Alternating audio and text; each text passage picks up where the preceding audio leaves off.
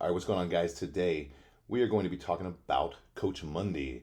He's probably the most requested person I've had by you guys to cover. And so I was going to put him on the scrolling through IG and it ended up running a little long. So I decided to just make it his own video, just in depth on Mundy. So let's jump right in. Now, I wasn't really sure who he was till just recently. He's been super highly requested. And a lot of people compare him to Paul Carter, who I am definitely not a fan of. And I think a lot of people think I might not like Mundy just because I don't know if he's associated with Paul or they just have similar views as far as volume and training, but let's check him out and see what he's all about. All right, I want to paint a picture about understanding how to maximize motor unit recruitment and limiting CNS fatigue, right? Again, you can, of course, build muscle through any rep range. You can also build strength through any rep range. So a lot of people say that Mundy is like really dogmatic about what he preaches, but right there he just said you could build strength through any rep range and muscle through any rep range. So to me, he's at least got to be a little bit better than Paul Carter, who seems to be like, this is the only way, and if you don't do this, then you're a dumbass. I mean, in the post, he talks about not saying you have to do 4 to 6 reps. You can do anywhere between 7 to 12. I think a lot of people are under the impression that he's like, you only have to do that 3 to 6 reps. And I think that's maybe his strong preference, but he does say like, there's other ways to do it. You don't have to do it this way. So let's actually look at his form on his leg press. Now, he does have knee sleeves on, and he talks about having some knee pain later that we'll cover. So let's see if there's anything like biomechanically that we can improve to help with that. All right, when I'm looking at him go, I'm seeing a lot of that kind of rolling under the pelvis as he gets a little too deep. You can look at the wrinkles on the back of his shirt as a reference. So let's say if I were to guide him where to stop, I would say right about there's probably maybe even an inch too far of your full range of motion. In fact, I think I already caught him rounding under a little bit. This is probably his full range of motion. He's in kind of an ER'd position. You can kind of tell just by the way the toes are slightly out and the knees are kind of outside the hips so much. And so that means he's going to start rounding under a little sooner than if he was in a more IR'd representation of his pelvis. So as he's lowering the weight, he's just pulling under because he's not actually getting internal rotation, which would allow him to get a little bit more range of motion without putting on his back. And Mundy's got a really strong back. This probably isn't going to fuck up his back, but it is going to compress his axial skeleton, his pelvis, in a way that's going to affect his joints at his hips and his knees, and he's got pain at his knees. And so as we watch him continue to go down from here, you can look at these wrinkles on the back of his shirt for like an indication of how much compression we're starting to get at that low back. So at a certain point, he just takes it off his quads and just goes to the low back. So let's watch again. Let's see where we should stop. Probably about right. I mean, honestly, right there is about all he has with this amount of weight, with this setup. You can see right here, all that is rounding under, putting stress on the low back. Now, is he going to hurt his back? Not necessarily. A lot of people press like this for a long time. I mean, you can build up the strength and tolerance to that. A lot of people do get injured doing that eventually. I think, if I'm not mistaken, my boy GVS had a couple little tweaks in his back potentially from going a little too deep on the leg press. And I'm not real sure why everybody still wants to really push such a big range of motion on these quad-based movements, because it's kind of been shown time and time again that there's not really a benefit to your quads, at least for going any below 90. And when you do go below 90, what tends to happen is you start getting a lot of compressive forces that starts to squish your pelvis. So when I'm watching him go, since he's in this little ER representation of his pelvis, he's just tucking under instead of keeping tension on the quads. And so what that's going to do, that's going to squish your pelvis front to back, that anterior to posterior compression. So his pelvis is in a little bit more of an ER representation. There's this lower compression back here. And when this doesn't expand as you're going through hip flexion, when you don't get nutation and internal rotation to occur, and you just kind of maintain that, as you start dropping to more and more hip flexion without any shape change of the pelvis, you tend to just roll under. So that's tension off the quad going to your back. So really not any benefit to doing that. And also you start to squish your pelvis in that position and it gets flattened out anteriorly, posteriorly. And so even if you don't get back pain on this, now you've changed the space that you have available in these joints because they've gotten squished, and you've deviated these femurs laterally. So now you've got these laterally deviated femurs, and then you have an adjustment down at the tibia because of that. It's got to figure out some way to still get force into the ground to produce some sort of internal rotation or compensatory internal rotation. So a lot of people start getting like wonkiness at their knees. The tibials will like turn out while the bottom knee like turns in, or they'll just be like really turned out with the knees, and then the tibia turns out even further. It changes all the fluid dynamics of the joint. So you just really start taking away movement variability, which is never a good thing. And you guys have heard me say the same thing about the ribs too. As these get squished front to back, the limbs laterally deviate. A lot of similarities between what happens at the glenoid fossa and in the acetabulum of the hips when your pelvis and ribcage get compressed. They both have a large impact on peripheral structures, which has a large impact on the resting muscles. This is where you get into having certain muscles concentrically oriented and certain muscles eccentrically oriented. Concentric muscles tend not to give weight of force very well, and eccentrically oriented muscles tend not to produce force very well. So there's always a cost to compression. You just need to be aware of it and either work out in a way that doesn't cause a lot, or if you're determined to work out in a way that does cause a lot, or if you have to because you're a powerlifter or something, then you need to do things to counter that and create expansion where you need it. So overall, I mean, this isn't a terrible move. I wouldn't run across the gym and try to help him and try to correct him, but it's not what I would recommend. You're eventually going to have issues. He's not putting a lot of tension on the quads because he's not driving that internal rotation by really keeping the knees a little more in and really driving through the inner heel in the first med head. And I mean, to be honest, like, homeboy's got arms the size of his legs, so he's doing something wrong. I mean, granted, his arms are ginormous, but no matter how big they are, they shouldn't be the size of your legs. Personally, as far as the rep ranges go, I think 4 is a little bit low. I kind of use Dorian as my guidance for low volume as far as being like the most effective way to apply for bodybuilding, because he kind of basically, he found out the lowest volume possible that could work and ran with it. So everything he did was between 6 to 8, 6 to 10 reps, except for his legs, he would go up to 12 sometimes. So to me, 4 just seems a little low. Not that I haven't done lots of 3s and 4s, but I probably wouldn't make it my main thing. All right, so let's check out his chest press. All right, he's got a good stack to start with, and I mean, he goes a little too deep, but for as heavy as he's going, for as big of a range as he's using, he's really keeping a decent stack. I mean, you can see the little bit of the orientation as he pushes back. So watch this, he's going back, and then watch the rib cage.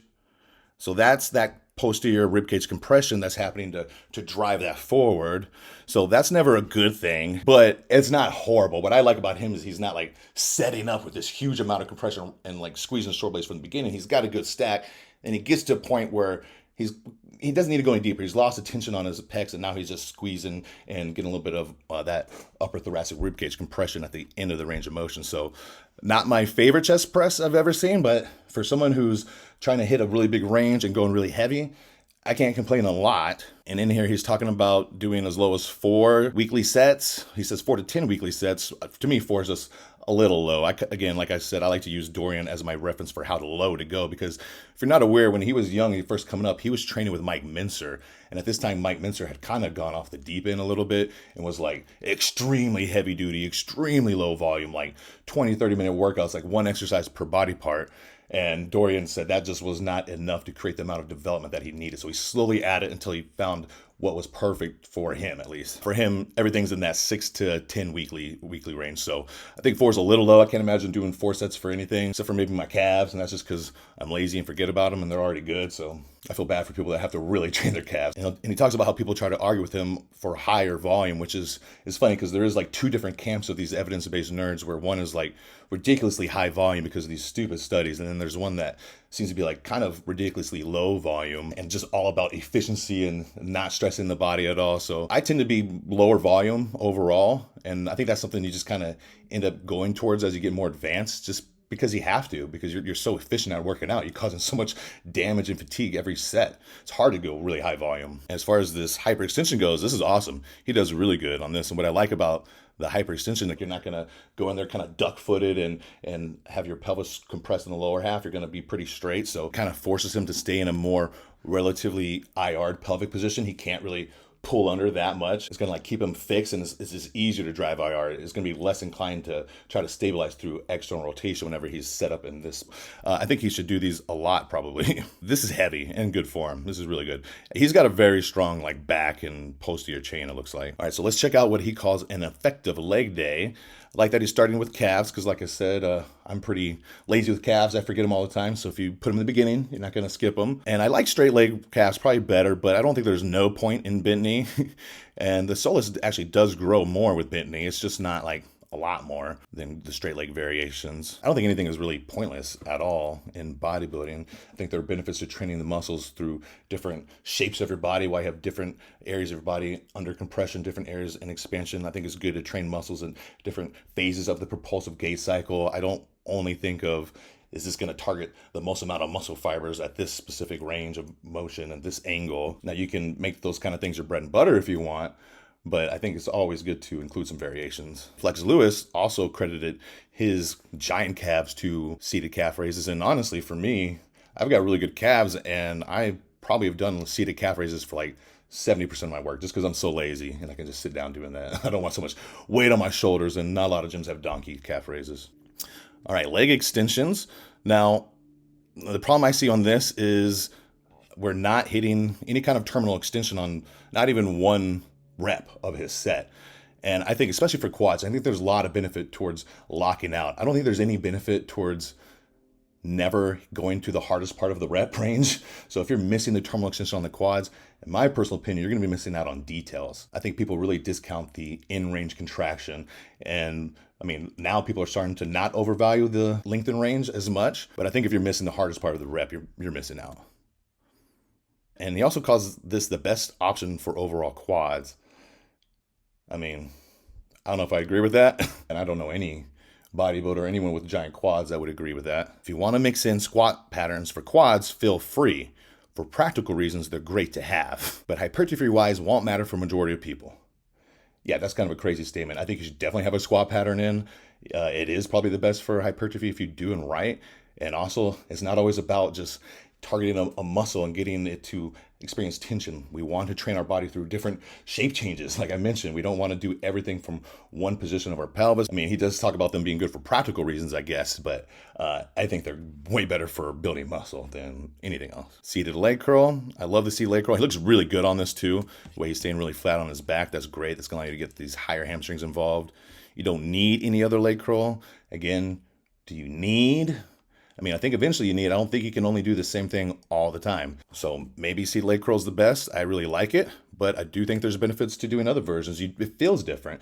And we know there's regional hypertrophy that goes on. You're not going to get complete development if you're only doing one movement all the time for that muscle group and then you don't switch them out at all. Hip thrust. So kind of interesting that he puts a hip thrust, but not a stiff leg. This is another case of him going in a really ER'd pelvis, which I don't think is good. He's very compressed back there. You can tell by the weight being on the outer part of the feet. Even though he's got really flat feet, he's not pushing through the inner. His knees are going out. You can see he's going to be in that excellent rotated position. And really what you should be on this is in a much more IR position. I would say most people do the hip thrust wrong, but at least he's not really going excessive with the range of motion at the top. And then you go from hip thrust to the oh no's. So, I mean, what are you going to say to him if you see him doing this kind of girly workout? Not that I don't use this machine. I love it. I used to go into the women's only section of my old gym to use it. And that's it. So I really think you need to have a hinge pattern. I think you need to have a squat pattern. To me, that's kind of crazy that you don't. And then I would also take into account, where am I training through the propulsive cycle? A lot of times people are stuck in one phase of a propulsive cycle and they should do some training in a different one that's going to help restore some movement options. So I don't really think of things just in terms of body parts the way he does. All right, let's look at an effective back day. T-bar row. So he's not getting any of that counter force that you may have heard me talk about. He's coming off the pad and kind of even coming to meet it, which isn't good for total development. You will get some decent thickness, I feel like, that way, but you're missing the in-range contraction. Same thing you were doing on the quads. And I just think back's like not the best muscle group to go crazy heavy on and such a high percentage of your max, because similar to what you saw on the leg extension, you might get one rep where you're getting a decent full range contraction, but then those others, that's where it's the hardest part and you're missing out on it. Again, I never want to give up the hardest part of a rep. Within like one rep, at least get 4 or 5 maybe. But I will say the way he's using momentum, he's keeping a decent amount of it on the muscle. Like he's not just bobbing around like an asshole. Pronated grip lat pull down. I would like a little bigger range on this as well.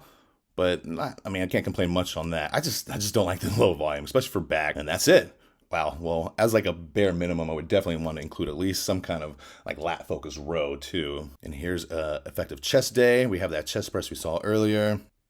And that's it. Wow. Okay. So he's definitely one of these guys who looks at programming through that dead guy anatomy lens. He's like, I've got transverse adduction. That's all I need. I don't need to fly. I don't need to do it from a higher angle or lower angle. But that's not the way things work. Again, not taking into account regional hypertrophy, but also just loading with different amounts of expansion in your rib cage based off of where your arms are. Like there's benefits to doing that too. It's not just always about hitting that one specific motion that supposedly activates the most amount of your pec fibers or whatever the thought process is. So this must be like he must do a full upper body day just together. I'm assuming this is like a full day. Giant arms. Can't complain about this. This looks good. Even when he uses momentum, it's control momentum. Then we have these tricep extensions, which everybody seems to love. And I think they're fine, but I'm not going to jizz all over myself about them. And I like to do higher volume on this too. I think arms should probably take a slightly higher volume than most other body parts. If you already did a row, now he's pressing this really nicely, actually. But I would not say that's all you need. You definitely need a lateral fly of some kind. Like, that's not going to lead to shoulder development. I would definitely have some sort of a pec fly and some sort of a shoulder fly. And I would have another variation of a chest press too. But his technique was not terrible on most of those things I was watching. So in this post, he's talking about dealing with knee issues for the past 2 years. In fact, they've been messed up bad enough to where he couldn't do bodyweight half squats. He says his knee tendons just aren't as capable as his elbows. Well, you keep a lot more integrity of your rib cage than you do in your pelvis, so that's not surprising to me. A lot of people like to blame things on genetics when they don't understand the deeper physiological reasons of why things are happening to them. He says you can't expect to improve or get over that pain by avoiding it. It'll remain weak. You will remain fragile. He's right in one sense that you can't expect to improve or get over that pain by avoiding it, but you don't just keep hammering what's fucking you up. You increase your movement variability and then try to do it. Change your axial skeleton shape, get your femurs and knees in a better alignment, and then try to build some graded exposure. So he says you're going to have to find a range of motion you can work with, and it may cause a little discomfort, and load it. Progress it properly over time. It'll require relatively heavy loads.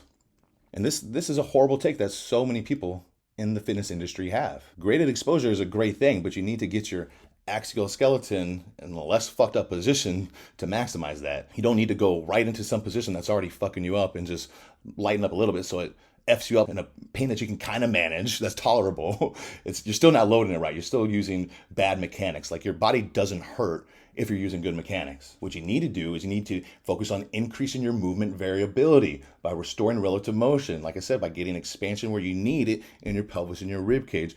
Now you can go to that move that was probably hurting you, and you can probably do the same weight you were doing without having to lighten it, and you feel fine. I see this all the time in my clients. If we watch his form on this hack squat, you can see right away he's already posteriorly tucked and caused that lower compression of his pelvis before he started. So you don't even have a chance to do this good. You don't even have a chance to properly load your body through internal rotation of the hips and the tibia and pronation of the foot.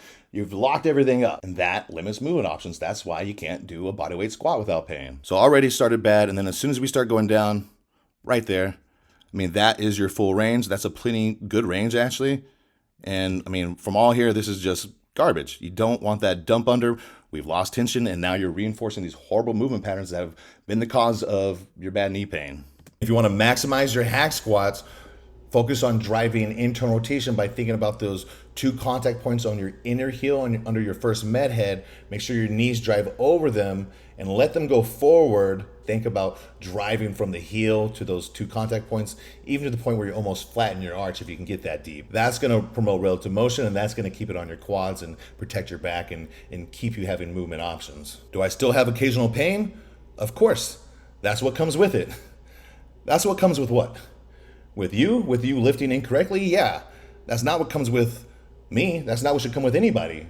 I've said this a million times. We are in a controlled environment in a gym, usually on a machine, doing submaximal weight for reps. You have no reason to be dealing with chronic pain, and you have pretty much no reason to be dealing with acute pain. Yeah, every now and then, maybe a little tiny strain still should be avoidable, but if you're dealing with chronic pain, it's not because you need to build up tolerance to a certain position. It's because you lack movement variability and you're moving in a fucked up way. Personally, I've dealt with knee pain, hip pain, shoulder pain, elbow pain, neck pain, back pain. Nothing terrible, and there were stretches where I didn't have any pain, but once every 3 months, something would give me a little bit of an issue, nothing crazy. Now that I have a deeper understanding of biomechanics and how to actually move and how to actually breathe, I haven't had any kind of nagging issue or any pain for like 4 or 5 years. So don't take this advice. This is horrible advice.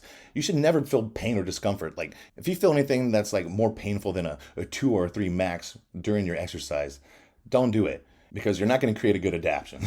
There's 3 types of mechanics, guys. You have your normal mechanics. This is what we would expect to see. And we have your compensatory mechanics. This is what you would expect to see when someone's trying to do something they can't. Like when he's trying to go deep and he can't get his pelvis to nutate at all, he's going to round under. That's a compensatory mechanism I would expect to see. And then you have these compensatory adaptations. And these happen when you've just hammered a position that your body has tried to fight you on. Said, I don't want to go there. Please don't make me go there. And then you just keep beating it over the head. So this is what we're going to do. Your body says, okay, I'm gonna let go of something. You're gonna force me to do this. I've got to create some ligament laxicity. I've got to start creating twists in my bones. I mean, there's a lot of maladaptations that occur based off of the amount of force that we're putting upon our body in a position that it can't handle with normal mechanics. I see it all the time. Somebody can acquire some position that they think is fantastic, but they have a huge amount of ligament laxicity, and it's gonna cost them somewhere else. You're giving up something to gain that. And again, you never want to give up movement options and movement variability. Focus on improving it. You don't have to give up anything. You might be able to go right back to the movement that was causing you pain with more weight than if you try to regress it. So again, I'm not saying avoid positions that are tough. Regress it if you need to, if you still can't load it without discomfort, but don't go through pain and discomfort. If it's like above a 3, then regress it or continue, try to improve your movement variability and then try. So say you've got bad knees and you can't back squat, maybe switch to a front loaded squat. That's gonna allow you to keep a better shape of your pelvis. If you can't do that, maybe shift to like a TRX squat where you can shift your center of gravity back. Regress if you need to, but don't hammer a position that's creating issues. But I do understand that you can't know what you don't know. And that's what I'm trying to do here is I'm trying to help you guys get a deeper level of comprehension of some of these more surface level topics that you see on social media. What would benefit Mundy a lot is to go look at my broken bodybuilder leg day workout and include some of those warm-ups and mobility drills to actually restore some internal rotation and movement to his pelvis. And you can be doing things like this and think you're training your mobility in a really good way.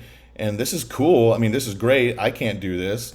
And this is also what you would want to be doing if you wanted to learn how to suck your own dick, right? I mean, he's a big black guy. His probably hangs long enough. You can probably get it. But this is not going to help the issues that I see with Mundy. Because again, look at his pelvis. What are we? We're ER'd and we're moving at the pelvis. His back looks great. This little Kelly stance variation thing looks awesome. If I saw this in isolation, I'd be like, oh, cool, that's great. But I wonder, can that person create the opposite shape change? There's also a way that he's different than Paul Carter. Can you imagine Paul trying to do something like this? He would just snap his arms off. So we've got an ER'd pelvis and a lot of lumbar flexion. Just going back in for seconds. And here we're going to do a deadlift. Again, this is from a more ER'd pelvis and a lot of lumbar flexion. You're strong. He can do it in a way that's not going to hurt him, but that is still kind of moving from the same pelvis shape. And here we're just doing a kind of hanging Jefferson. Looks great. No bad hinge points, but again, loading through that same compressed pelvis and low back. Okay, here we're going to switch it up. All right, so let's go out of the lumbar flexion and let's hit some extension. That's great, right? That's going to switch things up. That's going to help us get out of being in one pattern. But let's look at the pelvis. Your pelvis is already squished. It's in this ER'd position. When you do the lumbar flexion training, you stay ER'd and you just dump at the spine. When you do this move, you're still ER'd at the pelvis and compress lower posteriorly, and then you push through that even more, create even more compression to get that back extension. So good job at training some back extension, but now you've even pushed yourself further into this lower compression. I haven't seen him do one single exercise or movement that gets him out of here and actually create some expansion in this lower posterior area. Keep letting uneducated people tell you your spine shouldn't move. I agree your spine should move, but like I said, so should your pelvis, bro. Now here's a take that I actually really like from Mundy. Let's listen to what he has to say about head position. I think a very underrated aspect when it comes to one's form and how they perform their lifts in the gym. Now also, Mundy has the kind of voice that you can immediately recognize the kind of person that it's going to belong to, right? Like if you heard him speak and didn't see who he was, you would have no doubt that he was a giant black man. Like if he was just a skinny little white dude and you heard that voice, your mind would be blown. It's their head control. Being able to complete or just keep a neutral spine. And awesome. You guys may have heard me talk about head position in the past. Super important to always look slightly in the horizon for the majority of everything. And he talks about it helping keep your neutral spine. It's also going to help keep your ribcage stacked. Not pulling with their head. Like I don't deadlift, but it's instilled in I don't deadlift as he's lifting like 1,000,000 pounds. Me to not pull with my head. Now, is it significant for every single exercise? For things like rows or chest presses, etc.? Probably not. And the way he's talking about your head position, you could say a lot of the similar things about the rib cage, which he doesn't seem to get for some reason, as we'll see in a second. It matters more for some muscles than it does for others. If we're talking about your chest or your lats, they attach directly to the rib cage. We want to keep that really under control to get a really good length and tension on it. As we move away from the rib cage, it matters less. Does it matter for your biceps Well, your humerus position is largely impacted by your rib cage position. And so, yeah, it matters then. You might see some people that kind of turn out their elbows when they try to curl, or like one elbow will turn out. It's because that side's really compressed. They're not getting good tension on that bicep. Well, what about forearms? Forearms, all we're doing is we're just going straight through elbow flexion. We're not using a muscle that is attached at the shoulder or super connected to the rib cage. So yeah, your rib cage doesn't matter that much as you move further away from your body, but it's something to be aware of. Now let's actually look at his form on this squat. And right away, what do I see? The pelvis is in that same squished, pushed under position. Femurs are turned out. We're in the ER representation. Now, as we're watching him go, I would say this is all you got right there, bud. We've already kind of reversed to like a pretty big anterior tilt, which is fine. But now when we go any deeper, we're starting to round under, which I'm never a fan of getting a big butt wink on when I have a lot of weight on my back. A little bit of butt wink is okay, like a tiny minimal amount. And if you've got a front load, like if you're doing a front rack squat or you're doing a goblet or a zercher, then you can have a little more natural relative motion and counter nutation at the bottom, and that's fine. But I don't like it on my back. So yeah, he has a lot of orientation and movement in space on this as he's getting towards the bottom. So right there, we've already started rolling under. And now the other thing worth noting is he's got his heels elevated only on these plates. And so when you elevate your heels, what you're doing is you're actually pushing your center of gravity forward, and you're promoting more of that pronation of the foot, more of a flattening of the arch. Looking at Mundy, you can tell he's in what we call like a late ER representation. His pelvis is squished, so he's a little bit turned out. You can see that by the way he puts his foot and points out his knees on every single exercise. His feet are really flat, and that's also indicative of being in kind of stuck in a late propulsive representation. So you're just promoting even more late ER. I definitely think he would be better off, and most everybody would be better off just using a full wedge and putting your entire foot on there instead, because that is actually going to shift your center of gravity back versus shifting it forward. That's going to create a more supinated position of your foot, a more early ER representation. So now you have actual internal rotation space to move into instead of just starting at this late ER with the heels elevated. And I'm not against training something that's going to put you in a late ER representation. Like I love Bulgarians, those will do it, but you just want to keep it in mind with your programming that if you're going to do something that's going to push you forward and you're already forward, you definitely need to focus on some move that's going to help you get your center of gravity back and help get your hips back under you. And I get all my propulsion stuff from Bill Hartman. If you're not familiar, check his stuff out. He's the best. So watching his entire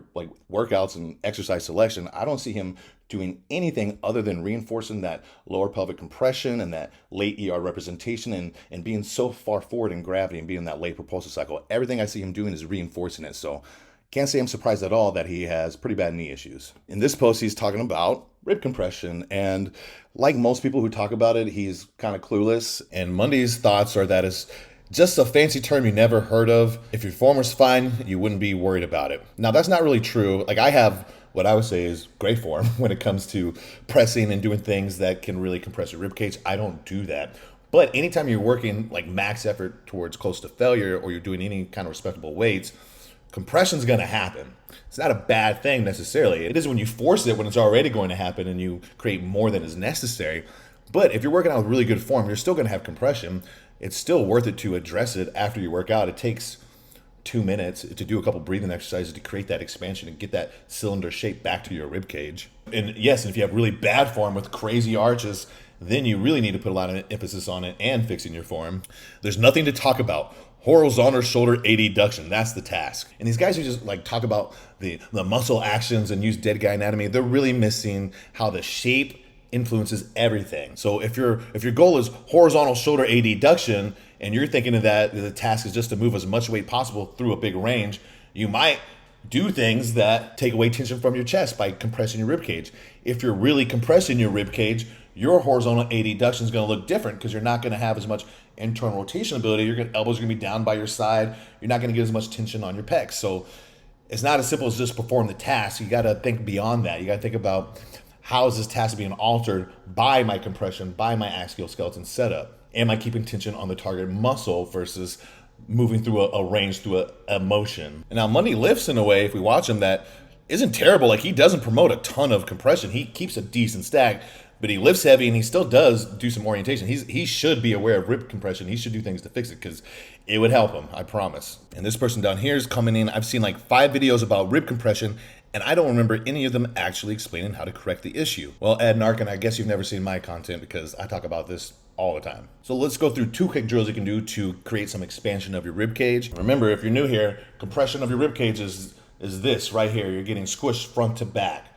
Now, you're gonna have compression when you work out, but you just don't wanna be stuck there. When you do everything with that flared rib cage position and shoulders back, that arch, you teach your body to be stuck here and to not have movement variability.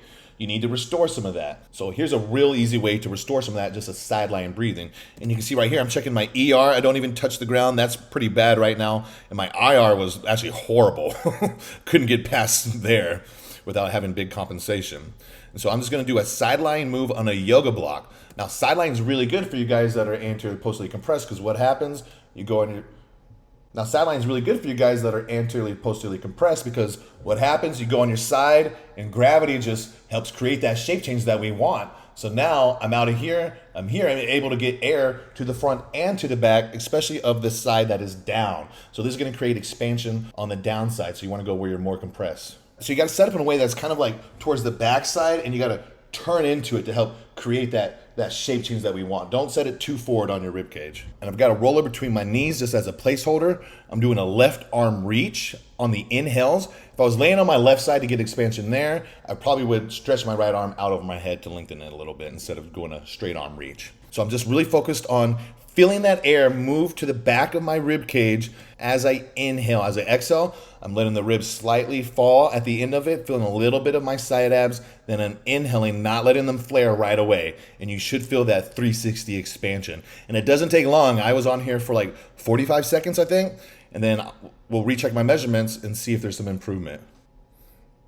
So look at that ER all the way down, really easy now. IR, still not great, but it's a lot better. And that's just from sideline. The vast majority of people that come out here to see me are super compressed anteriorly, posteriorly, and this is like the first move I do, and it can create such a crazy change in some people, especially if you're like a powerlifter and you've just been always compressed in that dorsal rostral area. This is a really good move. Now, a lot of people are anteriorly, posteriorly compression just needed everywhere. Now, even if you're not just completely squished A to P, usually this left upper area is really compressed. So for me, I'm not like A to P compressed. I'm more compressed in the back upper left and the back right front. So it's kind of more asymmetrical. And even if you are kind of compressed everywhere, it's usually a little bit worse in the left upper dorsal rostral area. So this is a move that will really help create that expansion there. It'll really improve your external rotation measurements. It'll probably give you better shoulder flexion as well. So it's a hook line position. You're gonna have the ball between your knees and your left arm bent, kind of like a low front rack position. Drive down your elbow towards your hips, get a slight drop in the shoulder, fill your abs and low lat just a little bit. And as you exhale, you're gonna reach across your body with that right hand. It's a soft reach. You don't wanna go real hard, activate your stratus. It's a soft one to create a turn to get your spine to move to the right so we open up space on the left. So you should feel that area between your spine and your shoulder blade filling up with air on the inhale and pushing against the ground. This is my favorite move to create that expansion there. Now, if you wanna know how to work out in a way that's gonna create a ton of compression and not develop your chest at all, we can always look at good old Paul Carter. So this is literally the worst press you could possibly do. We're elevated, we're flared, we're squished everywhere.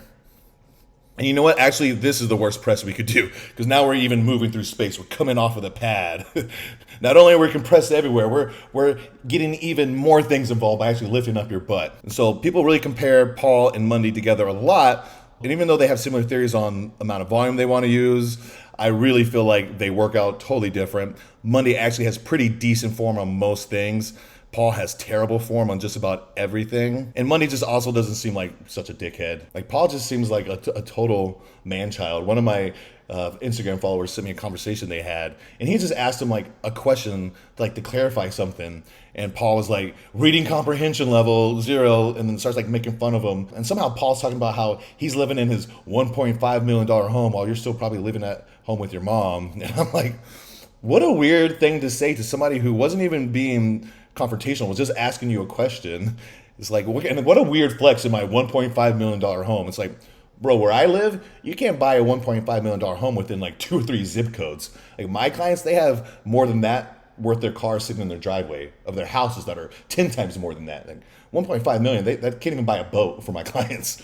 And so, I mean, me, I'm renting out here. I'll never own out here. I'm not flexing. I can't flex like that. But I do know true wealth and people that can, and they wouldn't. It's weird that you would. Mundy also seems to be like a little less dogmatic than Paul, where Paul's like, this is it. This is the only way, even though it'll be like something totally different than what he used to do to help him build his foundation. And here Mundy's making fun of Mike, so of course I gotta like him for that. I mean, it's a lot easier to make fun of Mike now than it used to be, but I'm always going to support somebody who's not afraid to call him out. And in this video, Mike is training some guy, some skinny guy, way harder than he would ever train himself. And he's telling him that as he's reaching failure to drop the weight and then just hold his arms up isometrically till he can't anymore, which is like, Mike, you never take anything closer than like 8 reps in reserve. Why are you making this poor kid train way harder than you? And also, like, why is Mike so blinky? Isn't that a sign of being like a psychopath? I mean, he does have such violent thoughts. Fast hanging in there. They turn on, they generate tension, they generate metabolites, growth happens. Is it fun? If you're a masochist, is it not fun? If you're a little bitch. 8, 9, elbows, the elbows 10, turn for me. Drop. There you go. Oh my God. You know what's fun? Try to pick up the 15s and do lateral raises real quick. Those shitty little lateral raises all totally burn out. Still better technique than Mike. You know, the largest motor units aren't being recruited where the most fatigue is present. So like I said, I always love when anyone's not afraid to go after Mike, even though it is a little easier nowadays that he's posting up this kind of shit on his Instagram.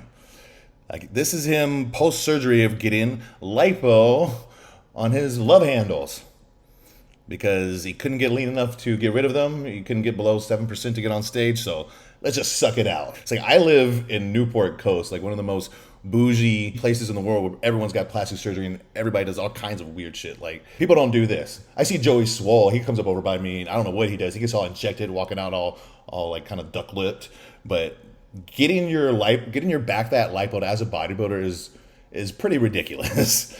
And honestly, I kind of don't even want to like make fun of him even more because he's posting this kind of stuff. It's like making me wonder, like, does he have some kind of humiliation fetish? Does he somehow like get off on this? Because I don't think anyone in the right mind is trying to put this out there. So yeah, so I think I'm gonna probably pull back from making fun of Mike so much. It's kind of almost like making fun of Kanye at this point. And I don't even want to know what kind of weird sexual stuff he's into, if he's into getting humiliated by everybody. I can see him in the corner with a gag ball in his mouth and his dick locked up, just going at it, watching Mundy and his wife, some giant black dude thinking, oh, look at how tight and hard his low back is. Mine is all saggy and flaccid. I'll never compare to him. But in all seriousness, I am probably going to stop making fun of Mike. It's not the cool thing to do anymore. I did it before it was cool. Greg Doucette has stopped, and like I said, I either think he's starting to like get off on it, or he's getting to the point where he is starting to have some kind of mental breakdown, and I don't want to laugh at him anymore if that's the case. But I mean, come on, it's hard. I had to bring this up. I wasn't going to bring him up at all, and then he started posting this kind of shit. So let's go from that to looking at Mundy's physique. When we actually look at Mundy's physique, you can see awesome delt, thick tricep. He looks like a guy who lifts heavy. That arm is crazy. Pecs are okay. When I look at his back, it looks good here, but I'd be really curious what it would look like as he got a little leaner. It's always hard to see the details when you're not really lean in your back. If I had to guess, I would say he'd probably be missing details when he got really shredded. Here's my back kind of in an off season, and then it really changes a lot. Looks way more detailed. A lot more things pop out as you get leaner. His lat spread is crazy though, because those erectors have had to have so much work placed on them. So that's an impressive pose. So overall, for Mundy, I think he goes a little bit too low volume than I'd recommend, although he is not dogmatic about it, which I love. If I was going to rate his biomechanics, it's hard because his upper body mechanics aren't bad at all. And if his lower body mechanics were like the same level, I'd probably give him a 7. Maybe, considering the amount of weight he's using, keeping pretty good control. But the fact that his leg training is just so bad, the fact that he doesn't do like anything to create any other shape of his pelvis, probably gonna have to give him a 5 overall. Because you can't have knee pain for 2 years and get above that for your biomechanics. Now, what he should really do is he should just focus on getting his pelvis to actually nutate. So he should do either, like something I like to have my guys do is that hyperextension he was on, get on there and then really focus on keeping a pretty good extension in your low back and driving internal rotation as you're hinging over by turning the front of your pockets together or spreading your cheeks or opening that asshole, as I say, that's going to drive true internal rotation. That's actually going to get this stuff to expand and give you that movement variability that you're so lacking. You could also do something like this. A kickstand deadlift for internal rotation would be really good if he's got enough space to do that. If not, what you would want to do is maybe take this back leg off the wall and pull it to the side, almost like a side lunge variation. That could give you a little more space to work with. I guarantee you, if he was able to capture that shape change of his pelvis, his knees would be feeling better as a result. All right, so hopefully this was informative for you guys. If you have anyone else who's worth doing a deep dive in, leave a comment down below. All right, thanks for the support. And if you want more content, make sure to check out my members only section.